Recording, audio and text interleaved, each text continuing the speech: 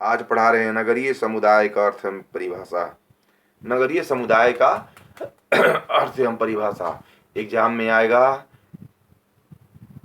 भारतीय नगरीय समुदाय का अर्थ एवं परिभाषा हेडिंग है नगरीय समुदाय का अर्थ एवं परिभाषा। Meaning and definition of citizen community, है ना। यानी नगरीय समुदाय का अर्थ एवं परिभाषा एग्जाम में आएगा। नगरीय समुदाय का अर्थ से क्या समझते हैं, एग्जाम में आएगा नगरीय समुदाय की अर्थ एवं परिभाषा लिखिए। एग्जाम में अथवा करके आएगा कि नगरीय कम्युनिटी, नगरीय समुदाय की अर्थ विशेषता से क्या परिभाषा से क्या समझते हैं। अब आपको एग्जाम में ध्यान देना है, परिभाषा क्या बोल रहा है, अर्थ क्या है, हमें ध्यान देना है इस चीज को और लिखना है सोलिट हमको। नगर की उत्पत्ति और विकास के बारे में कोई ऐतिहासिक प्रमाण उपलब्ध नहीं है। यह माना जाता है कि नगरों का अस्तित्व समाज में प्राचीनतम से विद्यमान रहा है।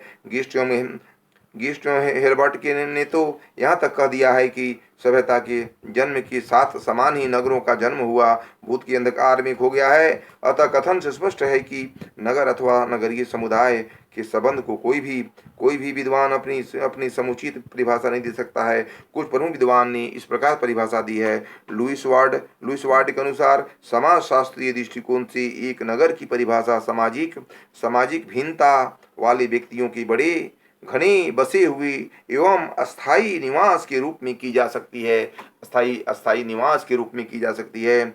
और उसके बाद देखिए बिलकॉप्स के अनुसार, बिलकॉप्स समाजशास्त्री हैं, बिलकॉप्स ने नगर को परिभाषित करते हुए लिखा है कि नगरों के अंतर्गत हम उन समस्त क्षेत्रों को सम्मिलित कर सकते हैं जिनमें जनसंख्या का घनत्व प्रति वर्ग मील 1000 व्यक्तियों से अधिक है। यहाँ कृषि कार्य के संबंध न हो।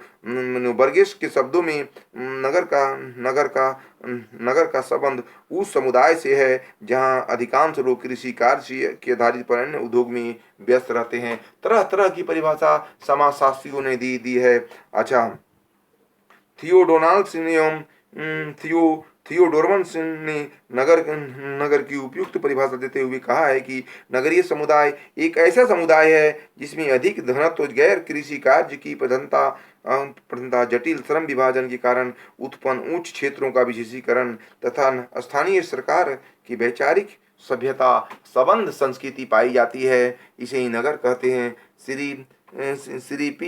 श्रीपी लुमिस ने नगर को कुछ इस प्रकार परिभाषित किया है कि नगर एक ऐसा समुदाय है जिसे अन्य समुदायों से जनसंख्या के आधार पर धनत्व, व्यवसाय की प्रकृति तथा सामाजिक संबंधों की प्रकृति, नेचर और विशेषताओं के आधार पर पृथक किया जा सकता है। इसे नगर कहते हैं। तरह तरह के समाजशास्त्री ने तरह तरह की परिभाषा दी है। उपयुक्त परिभाषा के आधार पर निष्कर्ष के रूप में यह कह सकते हैं कि उस समुदाय की नगरीय समुदाय कहा जा सकता है जिसमें कुछ निर्धारक तत्व एलिमेंट्स होते हैं, उसे नगर कहते हैं। जैसे देखिए, पहला, भारत की जनसंख्या 2011 के अनुसार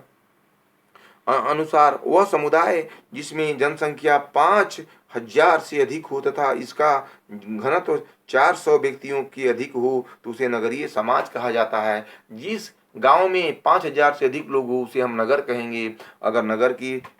अगर जहाँ पर नगर की बात होगी तो एक पॉपुलेशन से देखा जाएगा। अगर 5000 से अधिक लोग वहाँ पर है तो उसे हम नगर कहेंगे और अधिक से नगरीय समाज कहा जा सकता है। पहला क्या है, जटिल श्रम विभाजन की विशेषीकरण। दूसरा है औपचारिक तथा द्वितीयक संबंधों की प्रधानता।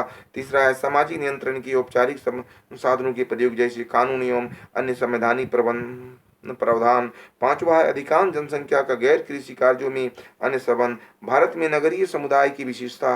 अब देखिए अगला क्वेश्चन आएगा, भारत में नगरीय समुदाय की कौन कौन सी विशेषताएं हैं। देखिए पहला क्या है, उपयुक्त परिभाषा के आधार पर हम भारत में नगरीय समुदाय को उनकी विशेषताएं स्पष्ट कर सकते हैं। परिभाषा के आधार पर हम भारतीय नगरीय समुदाय की निम्न विशेषता को स्पष्ट कर सकते हैं। पहला क्या है, ये देखिए आप, जनसंख्या की अधिकता अधिकता अधिकता देश में जनसंख्या बढ़ रही है, पॉपुलेशन बढ़ रही है, जनसंख्या सबसे बड़ा विशेषता माना जाता है देश के लिए। दूसरा पॉइंट है सामाजिक और व्यवसायिक विविधता। सामाजिक और व्यवसायिक भारतीय नगरीय समुदाय की एक प्रमुख विशेषता यह है कि यहाँ सामाजिक और व्यवसायिक स्तर पर अधिक विभिन्नता पाई जाती है और नगरीय समुदायों में विभिन्न धर्मों, भाषाओं, क्षेत्रों तथा जातीय प्रजातियों तथा वर्गों के लोग एक साथ रहते हैं, एक साथ मिलजुल के रहते हैं, समान व्यवहार रहता है, मित्रता रहती है, इसे ही हम विशेषता मानते हैं।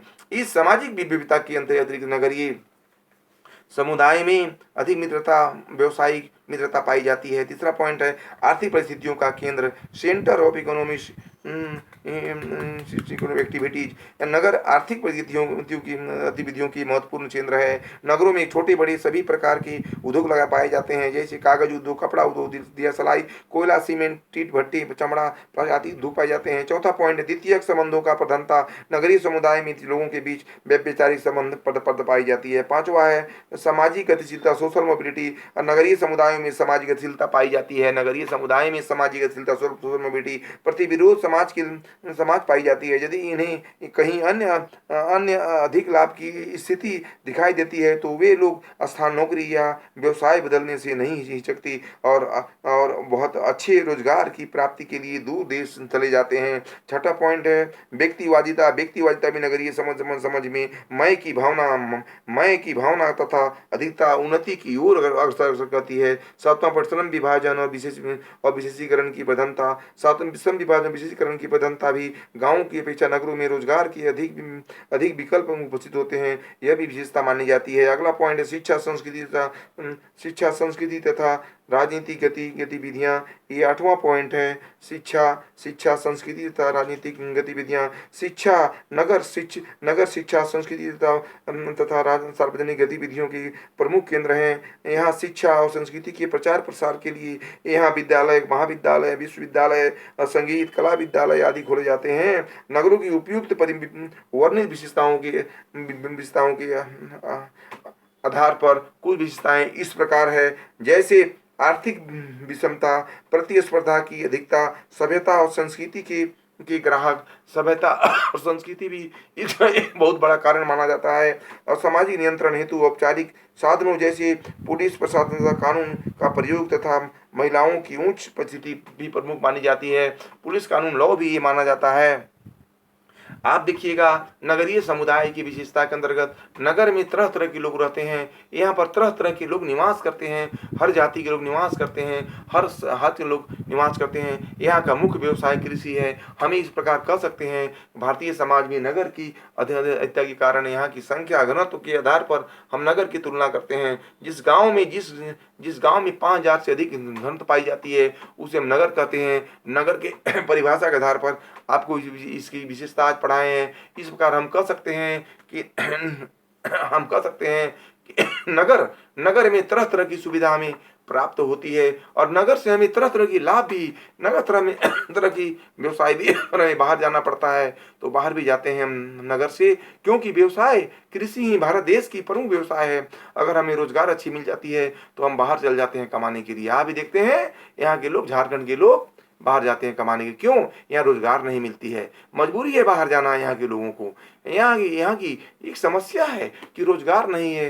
रोजगार नहीं मिलने के कारण यहाँ के लोग को मजबूरी बस बाहर जाना पड़ता है। इस प्रकार हम कह सकते हैं नगर की परिभाषा से यह स्पष्ट होता है नगर की विशेषताएं इस प्रकार 9 प्रकार के हैं। इस प्रकार की नगर की विशेषताएं 8 प्रकार की है। 8वां में शिक्षा, संस्कृति, राजनीतिक गतिविधियां के महत्वपूर्ण केंद्र हो जाते हैं। शिक्षा के महत्वपूर्ण क्या हो जाते हैं? केंद्र हो जाते हैं। बस इतना ही।